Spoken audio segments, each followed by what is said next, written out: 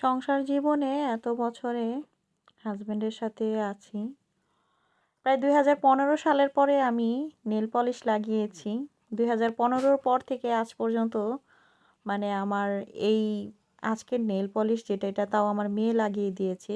এমনইভাবে আমি সংসার লাইফে ব্যস্ত হয়ে গেছি যে আমার জন্য আসলে সারাটা দিনে আমার নিজের জন্য ১০ মিনিট সময় আমি পাই না। মন চায় মাঝে মাঝে এই যে ফুলের চাদর, এই ফুলের চাদরে যেমন একা যদি ১০টা মিনিট সময় কাটাতে পারতাম। গিয়েছিলাম একা সময় কাটানোর জন্য পুরো ফ্যামিলি নিয়ে, কিন্তু ইটস টোটাল জোকিং, সেটা কখনোই সম্ভব না। তো আজকের দিনটাও ঠিক সেই রকম, হাজারো ব্যস্ততার মাঝখানে বাচ্চাদেরকে নিয়ে একটু গিয়েছিলাম বাহিরে। তো আসসালামু আলাইকুম আমার আপুরা ভাইয়ারা, আমি সুমাইয়া সুমু, ফ্রান্স ব্লগার সুমু থেকে। Welcome to my channel. তোমাদেরকে অনেক অনেক ভালোবাসা দিয়ে আজকের ব্লগটি শুরু করতেছি। তো লাস্ট একটা ব্লগ আমি শেয়ার করেছিলাম, ফ্রান্সে কিন্তু অনেক বিভিন্ন রকমের পার্কে ফ্রিতে আমরা অ্যাডভেঞ্চার অনেক কিছুই পাই, যেগুলো হয়তো বাংলাদেশে টিকিট কেটে তারপর হয়তো বা ওরকম স্পেশাল পার্কে যেতে হবে। বাট এখানে সেরকম না। এখানে দেখা গেছে যে বাচ্চাদের জন্য কোনটা ভালো ব্রেনের এবং ফিজিক্যাল এক্সারসাইজ এবং অন্যান্য যে গেমসগুলো, এগুলো ওরা খুব এগুলোর জন্য কেয়ার করে অনেক বেশি, স্কুলগুলো থেকে বাইরে নিয়ে যায়। তো ওইরকমই আমরা সবসময় যে পার্কে যাই, সেই পার্কের একটা সাইড হচ্ছে এই যে এরকম আর কি, এটার ভিতরে টানেল করা আছে, এটার মধ্যে বড় বাচ্চাদের জন্য। তো আমি এখানে প্রথমে গিয়ে স্লিপ করে আসছি, এখন আমার হাজব্যান্ড গেছে ছোট বেবিটাকে নিয়ে। তো কি আর করার, বাচ্চাদেরকে নিয়ে আসলে সময় কাটানো এইটাই হচ্ছে এখন মেইনলি ফোকাস। ওই যে আমার হাজব্যান্ড আসছে, আমি তো আমার ছেলেকে কোলে নিয়ে তারপর নামছিলাম, আর সে পাশে বসায় নিয়ে আসছে। এটাই পার্থক্য বাবা আর মায়ের মধ্যে। বাবা চায় যে সে ইন্ডিপেন্ডেন্ট হোক, আর মা চায় যে না আমার সাথে জড়ায় রাখি। কিন্তু আমার ছেলে কিন্তু পছন্দ করে নাই, ও চাইছে ওর মা যেভাবে সেভাবেই ওরে নিয়ে যাতে ওর বাবা খেলে। তো এই পার্কটাই ছিল, এই যে এই পাশটা বড় বাচ্চাদের জন্য, এটা অ্যাডভেঞ্চার করার জন্য যে জায়গাটা বিভিন্ন রকমের। আমি বুঝি না এটা কি, বানরের ঝোলনা লাগায় রাখছে, বাইতে হবে এটার মধ্যে। আমি তো আমার এই ছোট ছোট বাচ্চাদের কখনোই প্রেফার করব না এটার মধ্যে ওঠার। বাট এরা এই পার্কগুলোতে যায় অভ্যস্ত, স্কুল থেকে বিভিন্ন পার্কে নিয়ে যায়। আমার মেয়ে তো পুরাটা কমপ্লিট করে ফেলছে, এই মাথা থেকে ওই মাথা। আমি অবাক যে বাচ্চাদের আসলে আমরা যেটা শিখাই না, স্কুলগুলোতে এমনভাবে শিখায় ফেলে। এই যে দেখো আরেকজন এখানে ঘুমাইছে, ওরে কোমর ব্যথা, কোমর ব্যথা হয়ে গেছে একটুখানি উঠে। এটা হলো একটা অলসের ঢ্যাং, এইটা এত অলস কি বলবো, একটু খেলেই সাথে সাথে শুয়ে পড়বো, এই করবো এরকম। আর এই যে আমার ছেলে যেটা বড়টা, সেইটার কথা আর কি বলবো, এ হলো একদম স্কুল থেকে বলে ব্রেগার্সো, ব্রেগার্সো একদম সত্যিকারই পুরুষ সে তো আমার ওই ছেলে বড়টা হইলো সত্যিকারই পুরুষ আর ভালো, তো ছেলেরা এরকমই হওয়া উচিত। তো এইখানে ওই যে ওগুলো আমি বলতে পারি না এগুলোর নাম কি, এগুলো আমার মেয়ে আবার ভালো জানে।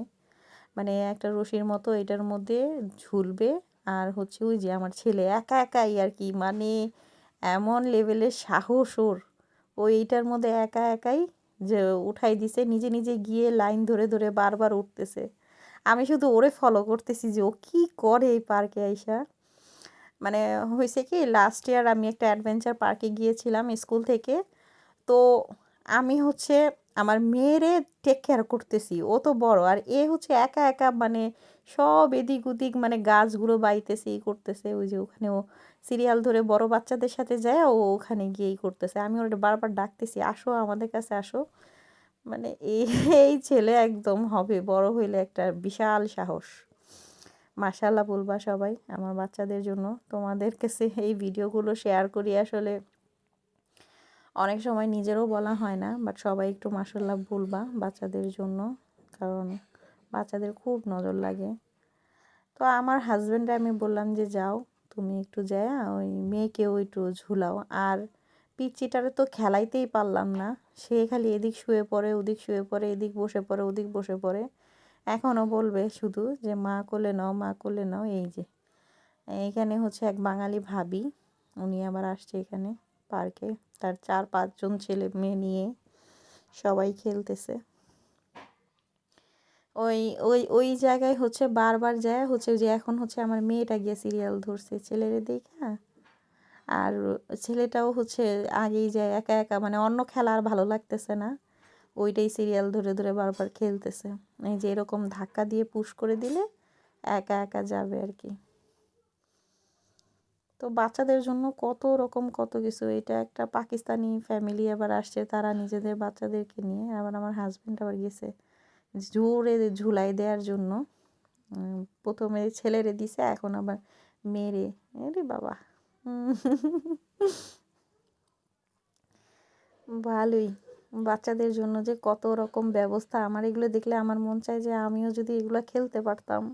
আমাদের দেশে তো পার্কে টার্কে নিয়ে যেত আম্মু বছরে একবার, শিশু পার্ক, শিশু মেলা, ওইসব জায়গায় যাইতাম আমরা। আর এখন বাচ্চাদেরকে মানে স্কুল থাকলেও স্কুল থেকেও নিয়ে যায়, আবার হচ্ছে আমরাও নিয়ে যাই, এদিক ওদিক ঘুরাই, কত রকম কত কিছু। তো এই এই পার্কটার মধ্যে আমরা সবসময় আসি, খাবার দাবার নিয়ে আসি, খাই। আবার বাচ্চাদের জন্য প্রায় 4-5টা এরকম ছোট ছোট, একটা বড় পার্কের মধ্যে 4-5টা পার্ক আর কি, ছোট ছোট পার্কের মতো করে দিছে। একটা অ্যাডভেঞ্চার বড় বাচ্চাদের জন্য, একটা ছোট বাচ্চাদের জন্য, আবার পাশে আরেকটা একদম ছোট্ট মিনি পার্ক আছে। ভালোই, বাচ্চাদের জন্য অনেক ব্যবস্থা এখানে, এই জন্য আর আমরা অন্য কোথাও যাই না, বেশিরভাগ সময় এখানে আসা হয়। আর বিশাল বড় গাছগাছালি পার্কের মধ্যে। তো তারপরে আবার এই যে এরে নিয়েই আমি ব্যস্ত। তো যাই হোক, অনেক কিছু খেলাধুলা শেষে ওদেরকে একটু বিস্কিট টিস্কিট দিয়ে বললাম চলো বাসায় চলে যাই। আর যারা যারা আমার চ্যানেলটিতে নতুন, অনেকেই হচ্ছে তোমরা ভিডিও দেখে লাইক দাও না, সাবস্ক্রাইব করো না। ভিডিওটা ভালো লাগলে লাইক দিবা, সাবস্ক্রাইব করবা, এটা তোমাদের কাছে আমার অনুরোধ। আর যারা আমার পাশে আছো, থাকতেছো এই পর্যন্ত, অনেকেই আছে, অনেক নতুন নতুন আপুরা আমার সাথে জয়েন করতেছো, তোমাদেরকে অনেক অনেক ধন্যবাদ। যারা যারা জয়েন হইতেছো তোমরা অবশ্যই একটা কমেন্ট দিয়ে যাবা, যাতে আমি হচ্ছে তোমাদের ফ্যামিলিতে যেতে পারি। এটা তোমাদের কাছে আসলে মানে এমনি তো সবসময় করা হয় না, ভিজিট করা হয় না, কারণ এত সারাদিন মোবাইল নিয়ে পড়ে থাকাও যায় না। তো এখন হচ্ছে প্রতিটা পার্কের দৃশ্যই এরকম, তবে কিছুদিন পরে আবার দেখবো একদম সবুজ হয়ে গেছে। আর এখানে হচ্ছে তুলা পড়ছে, তুলার বাতাসে তুলার ঝড় হয়ে একদম সাদা, দেখো দেখলে কিন্তু মনে হবে বরফ পড়ছে। অনেকে দেখলাম টিকটক করতেছে এখানে আইসা, তো আমার কাছেও কিন্তু ভালো লাগছে, খুব ভালো লাগছে। তুলাতে একদম সাদা হয়ে আছে। আমরা গাড়ি প্রায় 10 মিনিটের মতো রাখছিলাম এই পাশটায়, পরে দেখি যে একদম সাদা হয়ে গেছে, পরে অন্য পাশে নিয়ে রাখছে আবার আমার হাজব্যান্ড। বাতাসের সাথে মুখে শরীরে সব জায়গায় জামা কাপড়ে তুলা এসে এসে লাগতেছিল। এই যে দেখতেছো না, এগুলো হচ্ছে সব তুলা গাছের অরিজিনাল যে তুলাগুলো, এই তুলা পড়ছে। তো তুলা অনেকে দেখলাম যে তুলে তুলে নিয়েও যাইতেছে, তবে ওইগুলো তো ময়লা, তুলা ময়লা হয়ে গেছে। আর বাসায় চলে যাই এখন, আর কি আর করার। তো বাসায় আসার পরে আর কি, বাইরে তো কোনো কিছু আমরা খাই না। তো বাচ্চাদের খুব ক্ষুধা লাগছিল, ওর বাবা আবার এগুলো বানিয়েছে। তো আমি হচ্ছে এগুলো বানাতে পারি আর না পারি, আমার হাজবেন্ড তো পারে, আমি আমার হাজবেন্ড বানাই দিবে, আমি খাবো। এত তো আমার দরকার নেই, একজন ফ্যামিলিতে পারলেই হইলো। তো সে হচ্ছে আমার জন্য, আমার যে ছোটোবেলায় আমরা খাইতাম কয়েল রুটি বলে যেগুলো, ওগুলার মতোই দেখতে। তো আজকের ব্লগটা তোমাদের কাছে কেমন লাগলো তোমরা অবশ্যই কমেন্টে জানাতে ভুলবে না। আর যদি ভালো লাগে অবশ্যই লাইক কমেন্ট করে বলবা। আর আমার ভিডিওতে তোমাদের কাছে যদি কোনো কিছু দৃষ্টিকটু মনে হয়, সেটা কিন্তু অবশ্যই আমি আমার কমেন্টের মাধ্যমে তোমরা জানাবা যে কোন জিনিসটা দৃষ্টিকটু লাগলো, আমি নিজেকে পরিবর্তন করার চেষ্টা করব। আর এই ব্রেডটার নাম হচ্ছে পারেজা, এটার মধ্যে কিশমিশ দিয়ে হচ্ছে, কিশমিশ চিনি সিরাপে দিয়ে তারপরে এটা রেডি করা হয়। অনেকটা কোয়াসোর ফিলিং দিয়ে আর কি বানানো হয়, কোয়াসোর যে রুটিটা সেটা দিয়ে বানানো হয়। তো সবাই ভালো থাকো, সুস্থ থাকো। থ্যাংকস ফর ওয়াচিং, দেখা হবে অন্য কোনো ব্লগে। Tata bye.